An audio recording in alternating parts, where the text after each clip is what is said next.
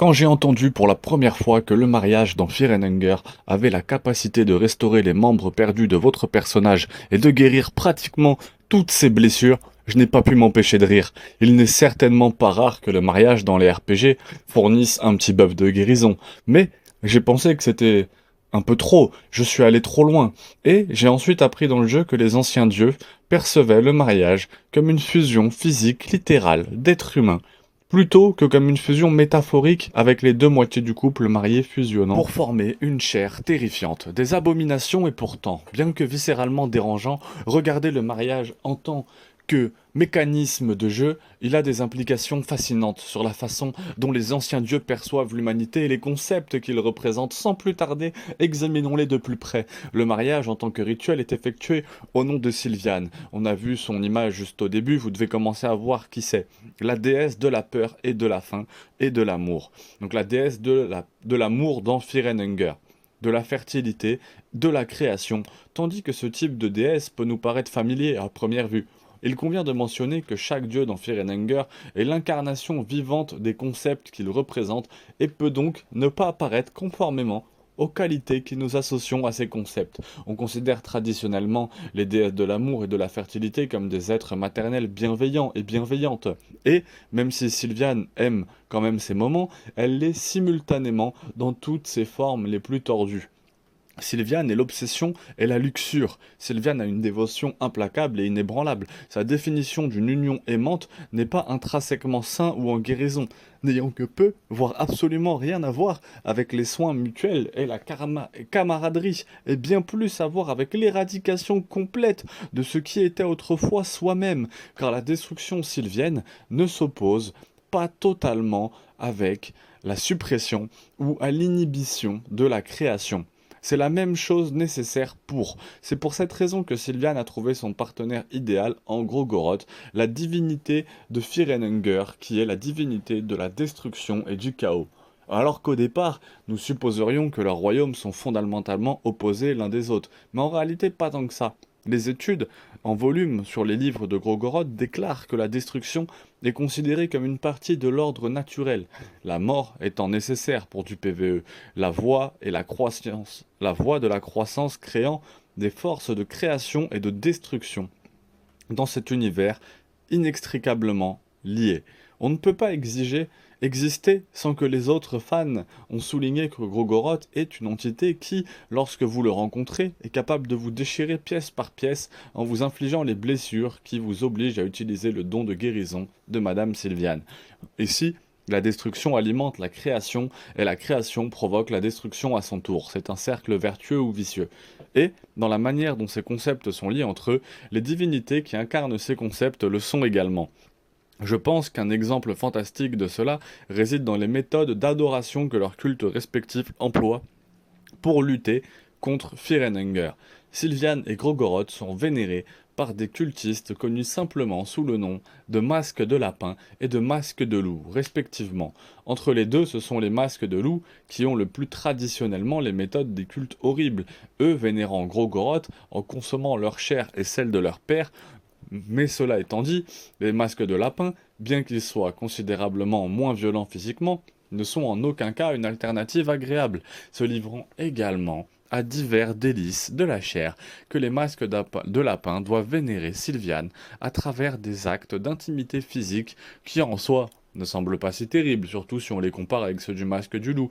Mais les masques de lapin courent le risque de se perdre dans ce rituel, se condamnant potentiellement à passer le reste de leur jour comme un peu plus qu'un corps anonyme se tordant. Et pourtant, bien que ces rituels, très opposés l'un de l'autre et très exigeants, exigent un acte de violence ou un acte de tendresse, ils reflètent toutes les deux la relation entre la destruction et la création décrite précédemment par les masques de loup en dévorant des parties d'eux-mêmes et ceux qui les entourent.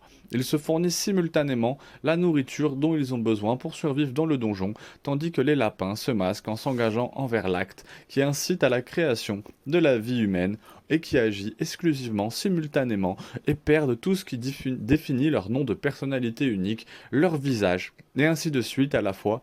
Grogoroth et Sylviane sont vénérés à travers des actes de consommation.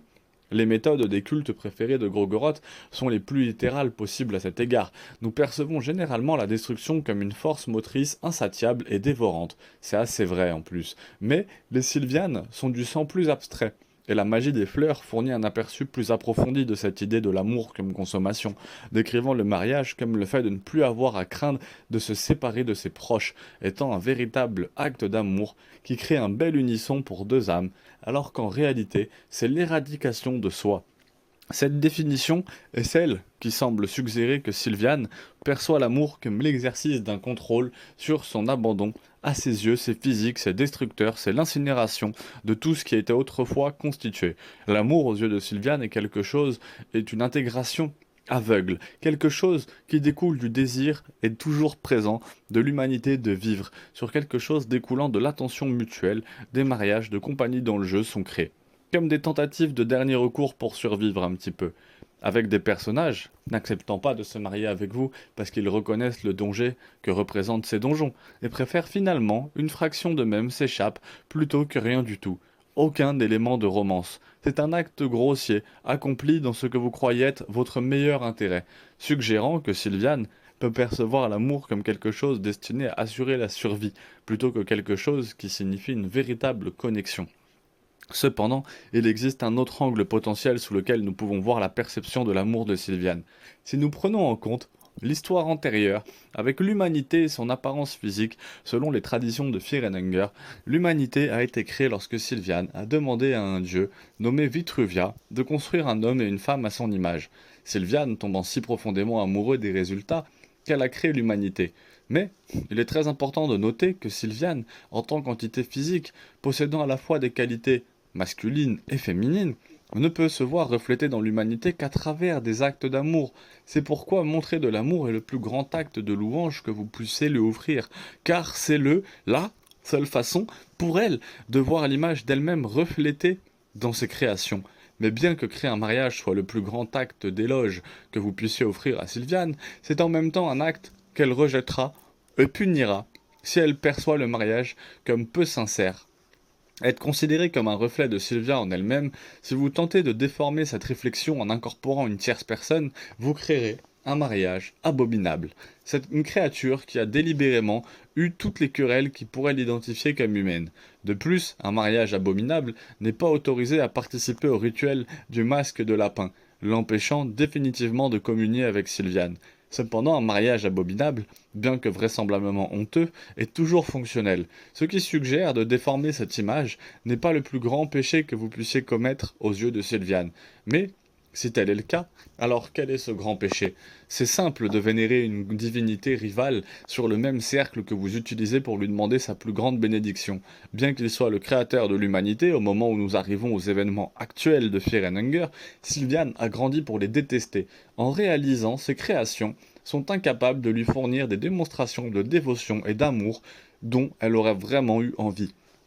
Le rejet par l'humanité du mariage rituel, ce que Sylviane perçoit comme étant le plus grand cadeau possible qu'elle aurait pu leur offrir, l'a amené à développer une profonde rage et un profond ressentiment qui existe parallèlement à sa dévotion précédente, et même voir ces êtres exiger d'elle ce don après s'être explicitement engagée envers une autre divinité, la pousse probablement à ses limites absolues. Mais si vous l'adorez avant cela, elle sera capable d'écraser son ressentiment assez longtemps pour accorder sur vous sa bénédiction, aussi tordue que nous puissions l'apercevoir. Vous rétablissez désormais un corps qui reflète désormais son visage. Il convient en outre de noter qu'il existe un autre élément pour assurer le succès d'un mariage dans Fear and Hunger, à savoir qu'en tant que joueur, votre partenaire doit être un échec participant volontaire et s'assurer qu'il n'entraînera pas simplement l'échec du mariage. Cela signifie une mort instantanée pour le personnage qui a tenté d'initier de nombreux dieux anciens s'opposant à cette approche plutôt que simplement Sylviane et elle seule, suggérant de tenter de commettre un acte ici. C'est un affront direct à l'univers lui-même, aux anciens dieux, aux dieux qui étaient censés restaurer le pouvoir de l'humanité, qui ne semblent pas aussi bien le partager. Il y a deux mariages ratés dont nous sommes témoins dans le jeu, mais un seul consiste en des personnages que nous connaissons, et c'est le mariage entre Sir Seymour et Buckman, tandis que la raison exacte de l'échec de leur mariage n'est jamais clarifiée. L'explication la plus probable est qu'en tant qu'agent du royaume de Rondan, Buckman et Cersei adoreraient plus probablement Olmer que Sylviane. Mais Sylviane, cette offense est pire que d'être simplement rejetée en faveur d'un autre pouvoir, car selon l'histoire originelle d'Olmer, il a été créé après que Vitua ait remarqué des défauts dans leur version initiale de l'humanité, à l'image de Sylviane, suggérant qu'elle aussi était imparfaite. Tout ce qui a pu l'être, c'est la tentative de Viria de faire une humanité parfaite, et en le créant, elle l'a élevé à son image, au-delà de celle de Sylviane, faisant de lui la pire divinité possible avec laquelle s'aligner sur Sylviane. Si votre objectif était d'éviter sa colère. Mais il y a un autre élément plus effrayant en jeu ici, et c'est le fait que c'est extrêmement probable. Sir Sermor, donc je crois qu'il l'a appelé Cersei juste au-dessus, et Buckman, donc Sir Sermor et Buckman, n'avaient aucune idée de ce que ferait exactement un mariage. En fait, il semble que la majorité des autres personnages n'en aient aucune idée, à l'exception d'Enki. Certains répondant même à l'idée de mener le rituel avec enthousiasme et non avec la réponse, que la plupart l'auraient fait s'ils savaient que ce qu'ils étaient sur le point de faire se détruirait. Sylviane est pour eux une déesse guérisseuse et guérit habituellement les blessures, donc ils sont loin de se douter de la réalité. Dans ce cas où un acte d'amour est accompli en son nom, alors pourquoi devrait-il raisonnablement supposer que la guérison qu'ils recevraient se ferait au détriment de leur personnalité individuelle? Et pour moi, c'est précisément ce qui fait que le mariage est l'un des mécanismes les plus horribles du jeu. Et, en plus, qui a un parallèle très intéressant avec la vraie vie, hein. Si vous savez que cela signifie à quel point votre situation doit être désastreuse, que vous soyez prêt à vous réduire en fragments juste pour assurer la survie d'une partie de vous-même, mais si vous ne le faites pas, c'est un des exemples dévastateurs des conséquences que le donjon vous impose pour un acte aussi simple, inoffensif et humain que de le chercher, toucher. Donc c'est vrai qu'effectivement vous prenez très très très cher pour un mariage, en fait, que vous détruisez une partie de votre personnage de départ, mais si vous ne le faites pas, bah, vous pouvez aussi avoir du mal à continuer le donjon au mariage, tapant quand même très fort. Moi, c'est quand même avec ce personnage que j'ai commencé à vraiment bah, sortir de la ville, hein. Ma première sortie de la ville, enfin, première sortie du donjon et première arrivée dans la ville de ma arbre, ou en tout cas vraiment où ça commence à se balader dans ma arbre, effectivement, c'était avec mariage, hein. Donc ouais, très très très compliqué. Merci à vous tous d'avoir exploré le donjon avec moi. Si vous avez apprécié cette vidéo, assurez-vous de liker, de commenter, de vous abonner. Et je vous fais un petit merci spécial. Il y a bientôt un Patreon, il faudrait vraiment que je le sorte. N'hésitez pas à me dire si vraiment ça vous intéresse que je fasse un Patreon pour me remercier parce que à un moment donné, sans soutien, je ne vais pas pouvoir continuer ce rythme de vidéo. Merci à tous, passez une fabuleuse